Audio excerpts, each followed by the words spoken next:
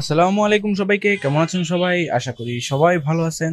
আজকে আমাদের ভিডিওর ডে 4। সো আজকের ভিডিওতে আমরা আমাদের নতুন যে 3টা ট্যাঙ্ক আছে সেই 3টা ট্যাঙ্কে কাজ করব।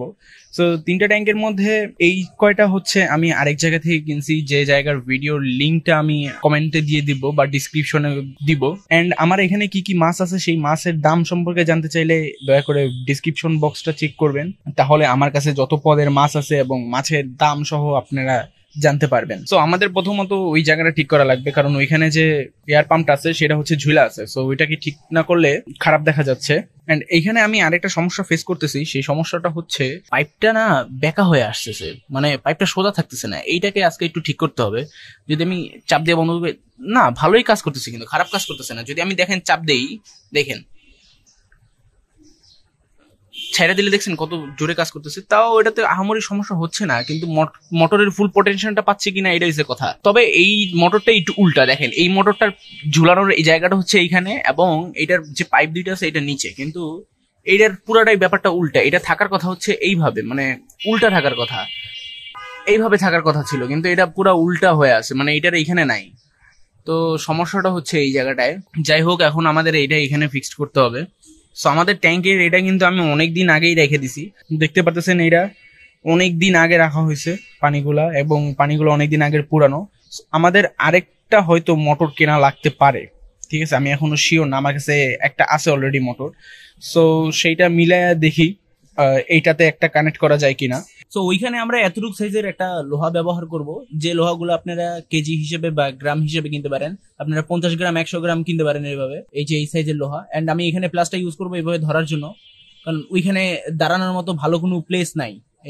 দাঁড়ানোর মতো ভালো কোনো প্লেস নাই, তার জন্য হচ্ছে এটা ইউজ করতেছি যেন হাতে হাতে না লেগে যায়। ওকে, আমাদের এখানে মোটর ঝুলানোর কাজ শেষ।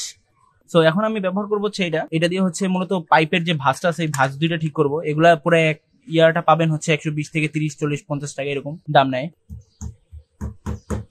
ওকে, একটা সোজা হয়ে গেছে, আমি যেটা ভাবছিলাম ঠিক সেমন ভাবেই সোজা হয়েছে। ওকে, আমাদের এখানে দুইটাই লাগানো হয়ে গেছে। এখন মনে করেন আর ওই ভাঁজটা নাই এবং পানির স্পিডও অনেক বেড়ে গেছে।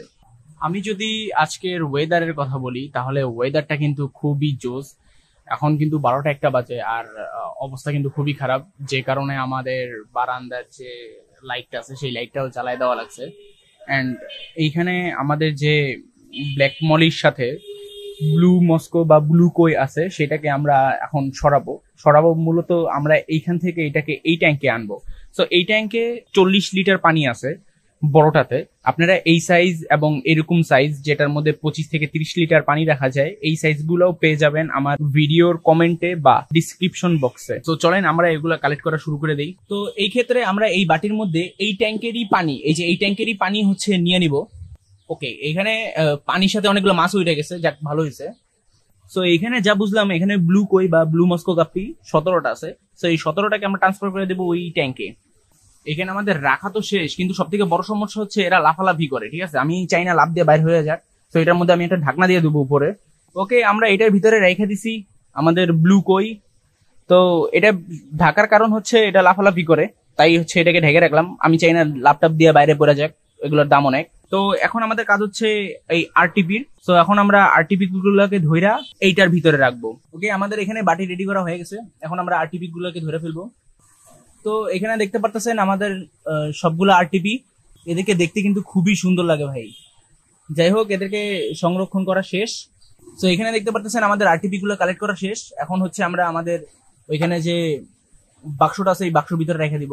সো ইয়াপ, এখানে রাখা শেষ। এখন হচ্ছে ঢাকনা দিয়ে আটকাই দিব, নাহলে এটা অনেক লাফালাফি করে, বাইরে এটা রেখে গেলে পরে ঝামেলা হয়ে যাবে। তো আমি ঢাকনা দিয়ে রেখে দিছি। আর স্পঞ্জ ফিল্টার থেকে তো আমাদের এয়ার বাইরে হচ্ছে, সো আর টেনশন নাই। তো আমাদের এখানে ব্ল্যাক মলিকেও আলাদা করা শেষ, হোয়াইট মলিকেও আলাদা করা শেষ, ব্ল্যাক মস্কো গাপ্পিকেও আলাদা করা শেষ, এখন এখানে প্ল্যাটি আর শোটেলকেও আলাদা করা শেষ। এন্ড এই ট্যাঙ্কে আমরা কি রাখবো নেক্সট, এটাই হচ্ছে দেখার বিষয়। তো ওকে গাইজ, এই ছিল আজকের ভিডিও।